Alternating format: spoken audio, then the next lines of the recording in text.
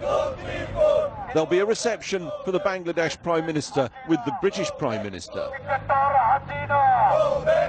But across the day, another reception on the streets of London. Well, on one thing, the British Foreign Office, these protesters, of course, and a host of human rights groups and charities are agreed, and that is that under Sheikh Hasina's Awami League government, Bangladesh's record on human rights in terms of torture, disappearances of people who are politically inconvenient has deteriorated seriously.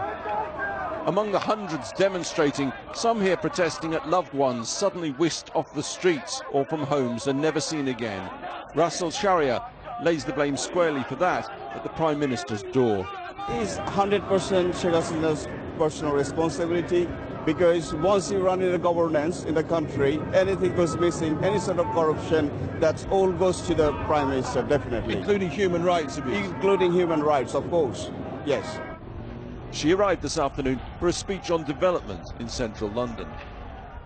Inside, we were able to ask her the question so many Bangladeshis ask. Prime Minister, what do you say to international NGOs who accuse your regime of suppressing human rights? That's a grave concern. What do you say to them? I would really ask you to respect... But you're not taking questions from the British press. I've taken one question so far. Not from the British press. The Prime Minister has to go. We have You're refusing to answer that question, Prime Minister? Well, I'm sure you can answer that question. I have a woman in the you're back refusing here. to let us ask the question. That's what's happening here. So, the shame of Bangladesh comes to the heart of the UK. In Manchester, university lecturer Salman Al-Azmi studies pictures of his brother, who was abducted in the Bangladeshi capital a year and a half ago. 30 armed police, civil clothes men, saying that they're from the detective branch. They came, they, came inside, terrorized everyone. Severely beat up our caretaker. It was a terrible situation. And then they found him in one of the flats, and they took him, blindfolded him, took him in a car, and since then we have absolutely no news about him.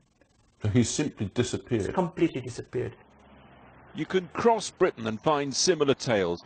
In London, we caught up with Abra Ilyas. His father, a former opposition MP, disappeared almost 6 years ago. There was a white van which stopped in front of our car and saw my dad getting picked up by some people. He got picked up, my driver got picked up as well, and our car was left open in the road in the middle of the night. Across town, and Russell Sharia describes the last time the outside world saw his cousin, another opposition activist. It was December 2013. They were just sitting down outside a construction place in Dhaka.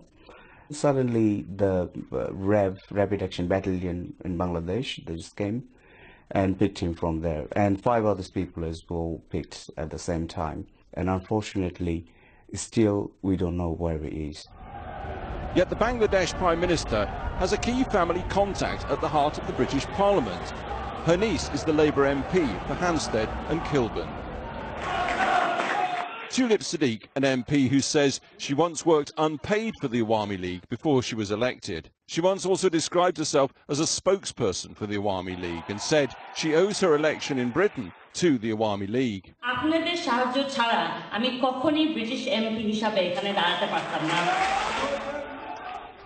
She told a newspaper in her London constituency that she never discusses politics with her aunt, just family matters, even though she accompanied her to meet President Putin in Moscow.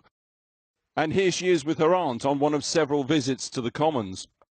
Labour's Tulip Siddique MP prides herself on being a global human rights campaigner.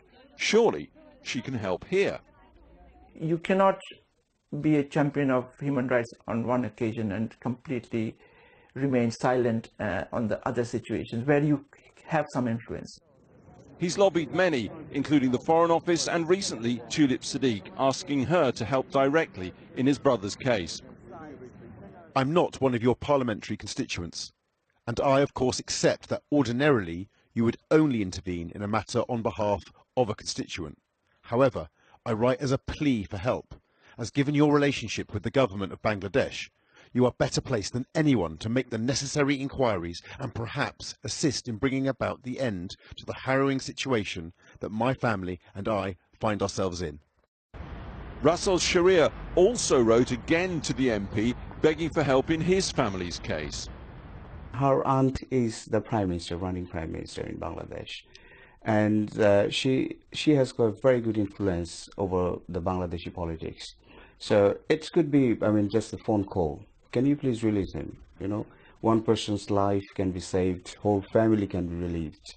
We've investigated the plight of several disappeared individuals in Bangladesh in recent months. All have strong UK connections. Tulip Siddique insists parliamentary rules mean she cannot get involved. And she told us she has no influence over her aunt. We believe she's also acted to contact the Foreign Office. And not only that, for the first time in these cases, she's written back to Russell Sharia and Salman Al-Azmi, openly criticising the human rights situation in Bangladesh. I deplore the use of extrajudicial detention and any human rights abuses anywhere in the world, including Bangladesh. I understand and have sympathy for the plight of anyone whose loved ones disappears in such a way. But there are broader questions about the Labour Party generally and its links to the Awami League. We can reveal that in recent years several Labour MPs, including the Shadow Foreign Secretary Emily Thornberry, seen here with Tulip Siddique in Parliament, have referred to the League as a sister party of Labour. The Labour Party told this programme that was an error. The Awami League is not a sister party of Labour. The MPs simply got it wrong, they said. They, like the Foreign Office, remain deeply concerned over worsening human rights in the country. Disappearances, murders, torture, intimidation and arbitrary detention. All of it, say human rights groups, getting worse, not better.